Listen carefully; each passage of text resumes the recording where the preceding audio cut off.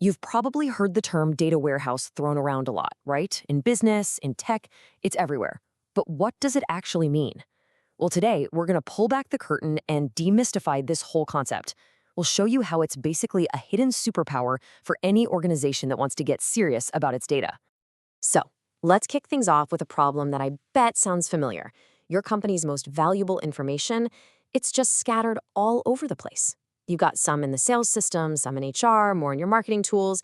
It's like trying to put together a puzzle with pieces from 10 different boxes, making it almost impossible to see the one clear picture of what's really going on. So here's our game plan. First, we'll dig into this modern data problem. Then we'll look at how a warehouse solved it. We'll also cover why your current day-to-day systems just aren't cut out for the job, compare the two head-to-head, and finally, get to the really exciting part, unlocking predictive analytics. Okay, section 1. This subtitle just nails it. So many companies feel like they're drowning in a sea of raw data, but at the same time, they're completely parched, just desperate for a single drop of real, actionable insight. And this is why. For most businesses, this is the day-to-day reality.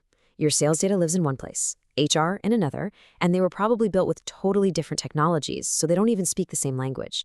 On top of that, these systems are designed to store what happened today, not 5 years ago. And then there's this technical term, highly normalized, which basically just means the data is chopped up into tiny, efficient little pieces to save space. Now, that's great for running daily operations, but for analysis, it means you have to painstakingly stitch together a dozen little pieces just to answer one simple question. It's a massive roadblock, both for the tech team and for the business. So, with this problem of scattered, messy data, you obviously need a solution. And that solution is the data warehouse.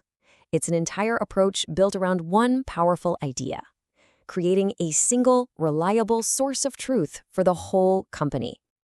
At its core, a data warehouse isn't just another database. It's really a whole collection of technologies, a complete system. And it's designed from the ground up for one mission and one mission only: to bring all that data together from all those different sources so that the key people in your organization can finally make smarter, more strategic decisions. I love this analogy. Think about it this way. If your operational systems are all separate, little local libraries, each with its own specific set of books, the data warehouse is the grand central library. It's the one place that brings everything together under a single roof, not just from your ERP and HR systems, but even from files and social media feeds. It lets you finally connect all the dots.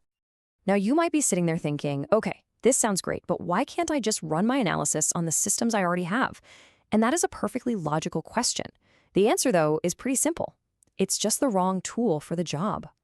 Here's the most critical point. Your operational systems, the ones that are processing sales orders or logging customer service calls, they are fine-tuned for one thing: handling tons of tiny, fast transactions. If you start hitting those systems with huge, complex analytical questions, you can literally slow your daily business down to a crawl.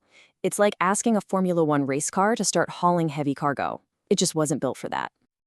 And this is what that request looks like under the hood. It's this complex web. You're not just asking one table for a number. You have to tell the system, okay, grab a piece from the sales detail table, then connect it to the sales header table, then you got to link that to the product table, and on and on and on.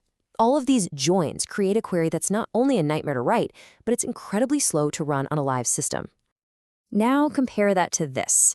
This is the query to get the exact same report, but from a data warehouse. It's so much cleaner, so much simpler. And you have to ask, why? It's because all that hard work of connecting sales to dates and products, that's already been done behind the scenes. The data in a warehouse is pre-organized specifically to make this kind of analysis fast and easy. That difference in how the queries look really points to a much bigger truth. We're talking about two fundamentally different kinds of systems here. They're designed for completely separate worlds and for completely different purposes. This table lays it all out beautifully. Your operational system cares about what's happening right now.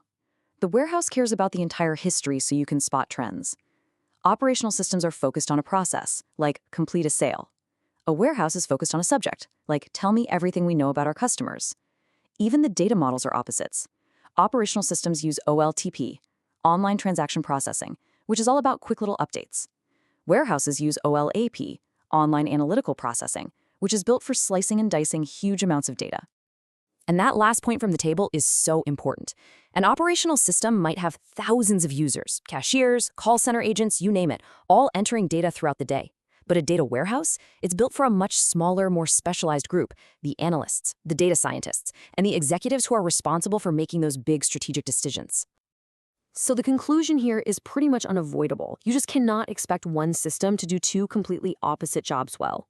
A data warehouse absolutely needs its own separate, dedicated environment, so it can do its heavy lifting analysis without bringing your daily operations to a grinding halt. Okay, now for the part that gets really exciting. Once you've done all this work to gather and organize your historical data, what does that actually unlock? Well, it allows you to make a huge shift from just looking back at what happened to actually looking ahead at what might happen. See, to predict the future with any kind of accuracy, machine learning models need two things more than anything else. One, clean, organized data, and two, a massive amount of historical data to learn from. A data warehouse provides both of those in spades. Your day-to-day operational systems, with their focus on just a short term, they simply don't have the deep history that's required.